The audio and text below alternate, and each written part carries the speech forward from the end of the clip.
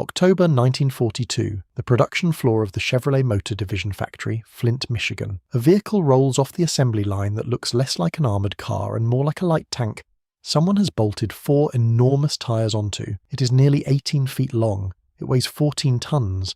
It carries 5 men, a 37mm cannon, 3 machine guns, and twin engines that can push it to 55 miles per hour on a paved road. The turret traverses under electrical power. The gearboxes shift automatically. The floor armour runs over an inch thick. The turret front is cast steel, sloped, and 44.5mm deep. The United States Army looked at it and said no. Every military observer who examined the vehicle agreed it was one of the most capable wheeled fighting machines ever built. The United States Ordnance Department had commissioned it. The Chevrolet Motor Division had engineered it to an exceptional standard, and then the army that ordered it walked away from the entire production run without fielding a single example in combat. Britain took every last machine, all 3,844 of them, and the vehicle that America rejected went on to fight in Italy, in France, in Belgium, in the Netherlands, and deep into Germany, serving with British, Canadian, Polish, New Zealand, and Belgian crews who trusted their lives to a vehicle their own country had turned down. Its name was the T17E1 Staghound, and it was the armoured car that the nation which built it refused,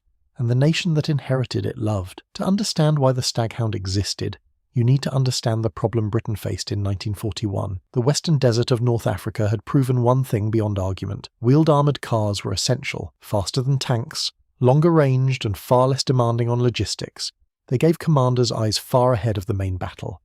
Britain's existing armoured car fleet was ageing, and the manufacturing base at home was stretched past capacity building tanks and aircraft. Britain needed new armoured cars, and it needed them from somewhere else. That somewhere else was America. In July 1941, 5 months before Pearl Harbor, the United States Army Ordnance Department issued specifications for a new family of armoured cars intended to replace the inadequate M3 Scout cars then in service. The requirement came directly from observing British operations in the desert. At the same time, the British Purchasing Commission, operating out of New York, was actively hunting for armoured cars it could ship to its forces fighting Rommel. Anglo-American cooperation shaped the T17E1 from its very first drawing. 2 companies competed. Ford Motor Company submitted a 6-wheeled design. Chevrolet submitted a 4-wheeled design. Both used the same turret, engineered by Rock Island Arsenal. The Chevrolet design engineer Earle MacPherson worked closely with British liaison officers who told him precisely what they needed. A 2-man turret, a commander who could observe while the gunner fired, radio equipment within reach of the commander. MacPherson listened to every word. The vehicle that emerged from his team in early 1942 met the British requirements almost exactly. The vehicle itself was a masterpiece of practical engineering. The hull was welded steel, rigid enough to serve as its own frame, with no separate chassis beneath it. This saved weight while simplifying manufacture. All suspension, steering and drivetrain components bolted directly to the armoured hull. Power came from 2 GMC Model 270 straight-six petrol engines, each producing 97 horsepower, mounted side by side at the rear. Combined output was 194 horsepower. Each engine drove its own 4-speed hydromatic automatic gearbox, the kind of unit then found only in high-end civilian saloon cars. Power from both gearboxes fed into a single transfer case driving all 4 wheels. The driver had separate ignition controls for each engine and could shut one down entirely while moving, saving fuel on long road marches or continuing to drive if enemy fire disabled one power plant. That level of redundancy in a wheeled vehicle was extraordinary for 1942.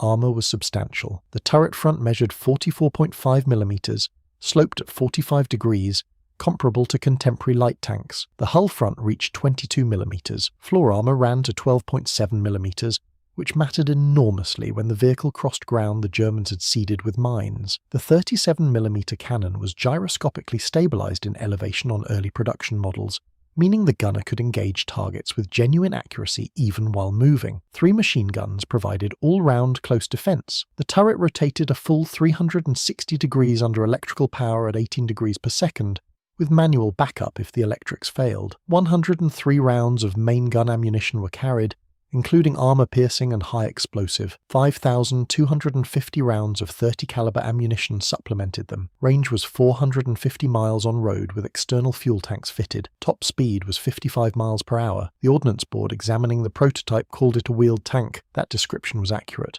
and it was also exactly why the United States Army said no.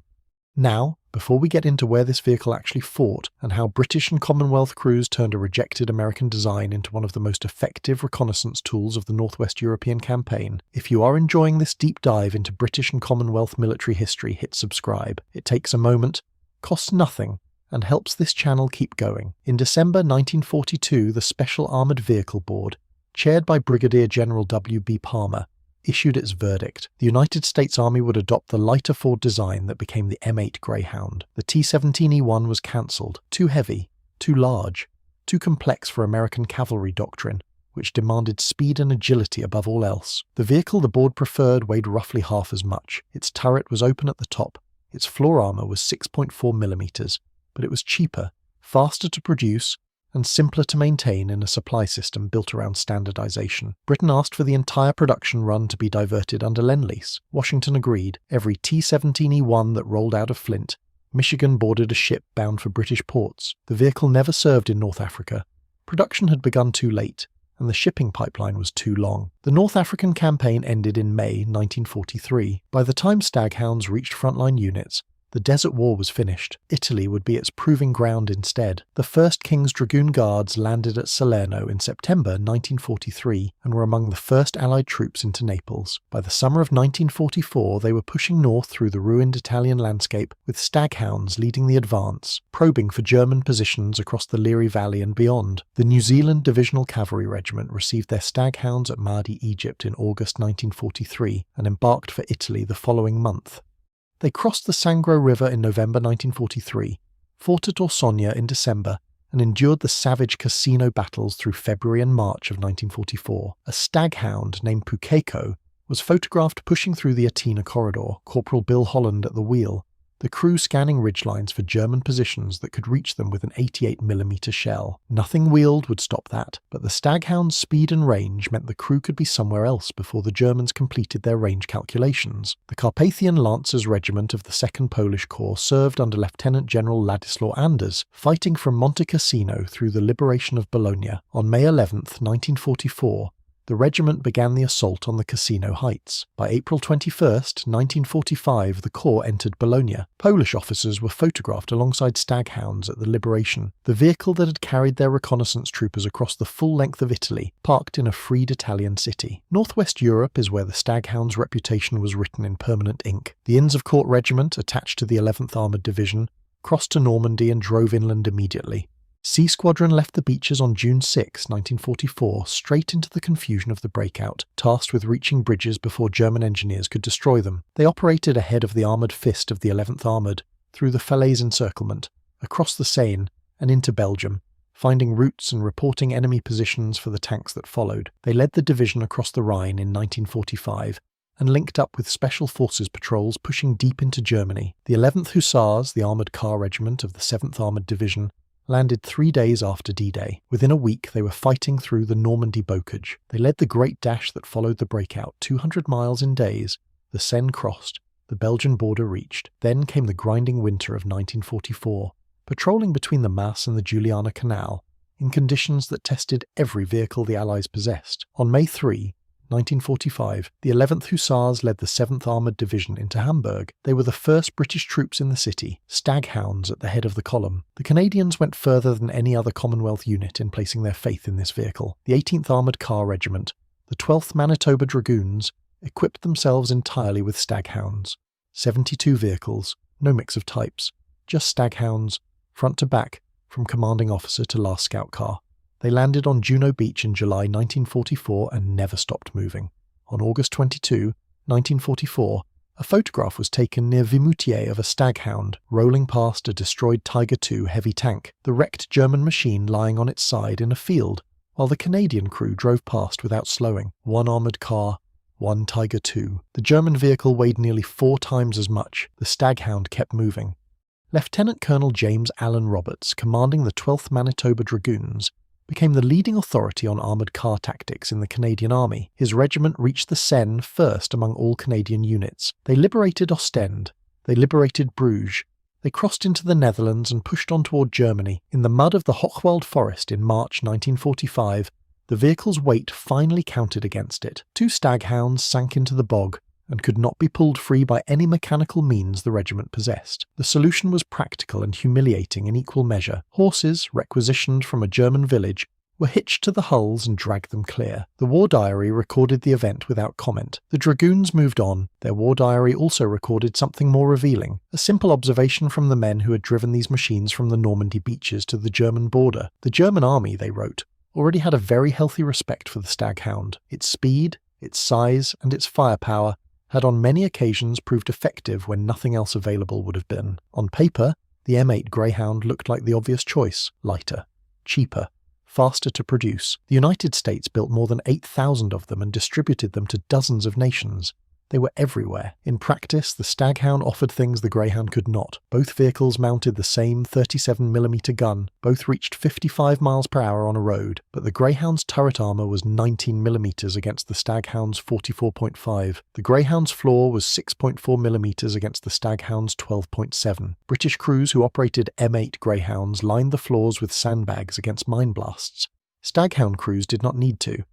The Greyhound's turret was open at the top, meaning every mortar fragment, every grenade thrown from a hedgerow, and every upward burst of machine gun fire passed directly into the fighting compartment. Staghound crews fought behind a closed roof, and the range difference was 100 miles of additional operational reach per fuel load, which for a regiment covering the spearhead of an armoured division was the difference between keeping up and falling behind. British armoured car regiments in 1944 used the Staghound at headquarters and squadron level, with smaller Daimler armoured cars working ahead in the fighting troops. The combination worked. The Daimler was faster and more agile. The Staghound brought firepower and crew protection the Daimler could not match. Neither vehicle could do the other's job. Together they gave commanders both the reach and the weight they needed. Post-war, the Staghound spread across 26 nations. Australia kept 279 of them until 1970.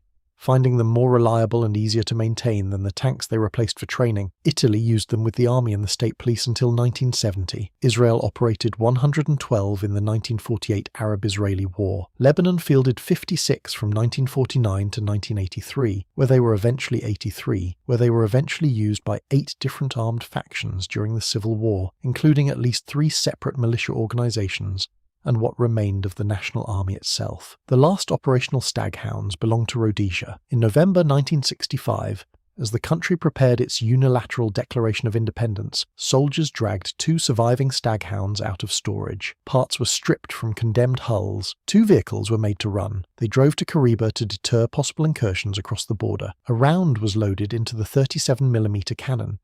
The ammunition was stamped with a manufacturing mark. Fort Worth, Texas, 1941, 24 years old.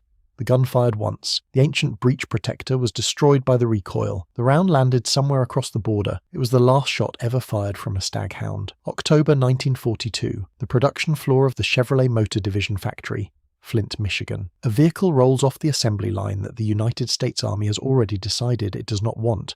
It is too heavy. The turret is too complex. The twin engines are clever but excessive. The 5-man crew is too large for a scouting vehicle by American doctrine.